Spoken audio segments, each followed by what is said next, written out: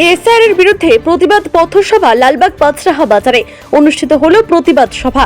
শহর তৃণমূল কংগ্রেসের উদ্যোগে আজ সেই সভায় যোগ দিতে শহর তৃণমূল কংগ্রেসের যুব সভাপতি বিট্টু আলী মণ্ডলের নেতৃত্বে হাজার হাজার কর্মী ও সমর্থক র্যালি করে প্রতিবাদ সভায় যোগ দেন। র্যালি চলাকালীন এসআর এর বিরুদ্ধে স্লোগানে মুখরিত হয়ে ওঠে লালবাগ শহর।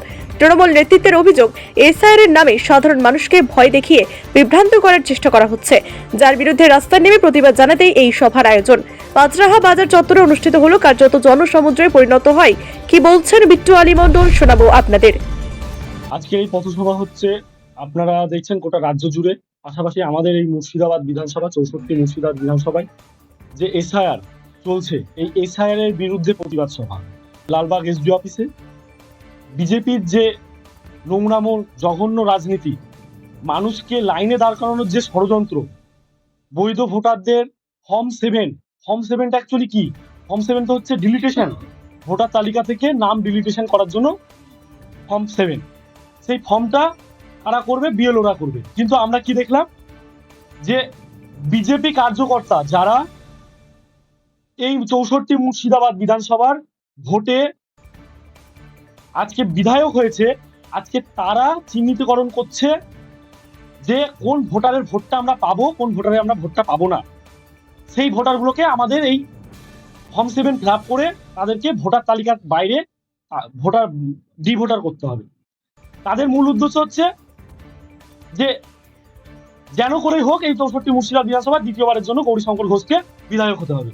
তো বিধায়ক হতে হবে, ভালো কথা, বিধায়ক উনি হোক, এটা নিয়ে আমাদের কোনো আপত্তি নেই। কিন্তু এরকম জঘন্য নোংরা মানসিকতা নিয়ে সাধারণ মানুষের যারা ন্যায্য ভোটার, যাদের ভোট অধিকার কেড়ে নিচ্ছে গৌরীশঙ্কর ঘোষ এবং তাদের যারা ছায়াসঙ্গী আছে, বিজেপি কার্যকর্তা আছে, তারা মানুষকে নিয়ে ছিনিমিনি খেলছে, মানুষকে লাইনে দাঁড় করানোর জন্য এই ষড়যন্ত্র করেছিল।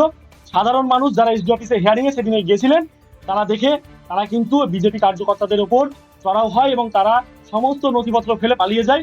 উত্তেজিত জনতা সেই ফর্ম 7 গুলো নিয়ে, ফাইলগুলো নিয়ে তারা কিন্তু রাগে ক্ষোভে তারা নিজেরা আগুন লাগিয়ে দেয়। পরবর্তী সময় আমরা জানতে পেরে আমাদের এই 64 বিধানসভার প্রাক্তন বিধায়িকা শাওনী সিংহ রায় সহ শহর তৃণমূল কংগ্রেস সভাপতি, আমি নিজে শহর যুব তৃণমূল সভাপতি সহ আমাদের যে কাউন্সিলর অনিন্দিতা দি সহ আমাদের প্রতিটা জনপ্রতিনিধি থেকে শুরু করে যারা এই মুহূর্তে দলের গুরু দায়িত্বে আছে, প্রত্যেকে কিন্তু সেই সাধারণ মানুষের পাশে আমরা কিন্তু গিয়ে দাঁড়িয়েছিলাম এবং সেখানে গিয়ে দেখলাম উত্তেজিত জনতা কিন্তু বিজেপির যেই নোংরা জঘন্য রাজনীতি তারা কিন্তু রুখে দিয়েছিল এবং আমরা তাদেরকে সমর্থন জানিয়েছিলাম, তাদের পাশে গিয়ে দাঁড়িয়েছিলাম। আজকে এই পথসভা তাদের যে নোংরা জঘন্য রাজনীতি, এই রাজনীতি তাদেরকে ধিক্কার জানানোর জন্য আমাদের এই আজকের এই পথসভা। আজকে আপনাদের এই পথসভায় কতজন জয়েনিং করবেন? আজকে দেখুন, 2 নম্বর ওয়ার্ড থেকে একজন উচ্চশিক্ষিত একজন দিদি এবং আমার ভাই অমিত মাহাতো, ওই বুথের তিনি সভাপতি ছিলেন বিজেপির, তিনি দীর্ঘদিন যাবৎ তার সঙ্গে আমাদের কথাবার্তা হয়।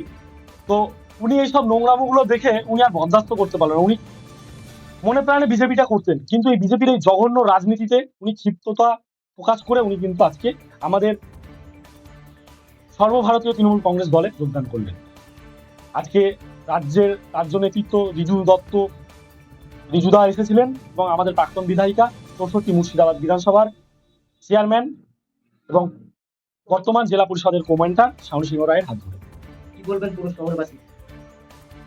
পুরো শহরবাসীকে আমরা একটাই বার্তা দিতে চাই, শহরবাসী দেখুন, গত 5 বছরে আপনারা শহর থেকে যে পরিমাণে আপনারা গত 2021 সালে ভোট দিয়েছিলেন বিজেপিকে, পরবর্তী সময় দাঁড়িয়ে এই বিজেপি বিধায়ক গৌরীশঙ্কর ঘোষ উনি কতটা এই লকডাউন চলাকালীন কতটা মানুষের পাশে ছিল, মানুষের আপদে বিপদে ছিল, যারা লকডাউনে ঘরের মধ্যে সীমাবদ্ধ হয়ে গেছিল, কোভিড আক্রান্ত হয়ে না তারা বাইরে বেরোতে পেরেছিল, অসুস্থ হয়ে পড়েছিল, না ওষুধ থেকে শুরু করে হসপিটালে ভর্তি থেকে শুরু করে দেখেছিলেন একমাত্র শহরে তৃণমূল কংগ্রেসের পক্ষ থেকে পাশে দাঁড়ানোর হয়েছিল। বিজেপি বন্ধুদেরকে কিন্তু খুঁজে পাওয়া যায়নি। বিজেপি বন্ধুরা কিন্তু শুধু কেবলমাত্র তারা এই ভোট আসলেই তাদের দেখা যায়।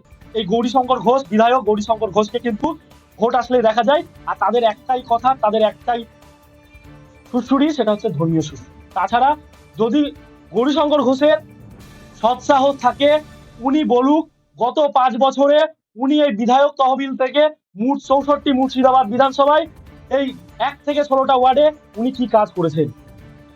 ওনার ডেভেলপমেন্ট দেখিয়ে, উনি ধর্মীয় সুস্থিরটাকে বাইরে রেখে যদি ওনার ভোট চাইতে হয়, উনি ডেভেলপমেন্ট, সার্বিক উন্নয়নটাকে সামনে রেখে উনি ভোট করুক, ভোট চাক, মানুষের ভোট নিক। কিন্তু এইভাবে ফর্ম 7 ক্লাব করে মানুষকে ভোট অধিকার বঞ্চিত করে কোনোদিন কোনো কেউ না আগামী দিন রাজনীতিতে টিকে থাকতে পেরেছে, না পারবে।